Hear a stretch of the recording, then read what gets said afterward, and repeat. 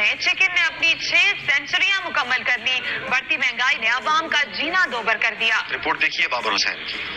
ایک دفعہ پھر مرغی کے گوشت کی اونچی اڑان جاری ہے. مرغی کا گوشت اپنی 6 سینچریاں مکمل کر چکا ہے، جو اس وقت جیل میں 640 روپے کلو تک فروخت ہو رہا ہے، جس سے خریدار کی سکت ختم ہو رہی ہے. آج مرغی کا ریٹ 640 روپے ہے.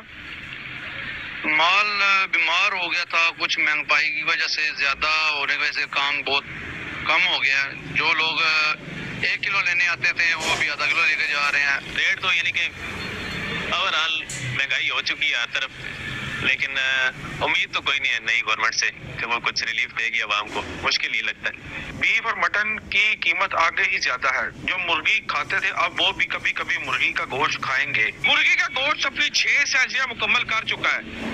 نئی حکومت نے یہ امید لگا کے شہری بیٹھے ہیں کہ شاید ان کو ریلیف ملے اور مرغی کا گوشت بھی سستا ہو. کیمرہ مین اسنانی کے ساتھ بابر حسین، بیورو چیف سچ نیوز، جہلم.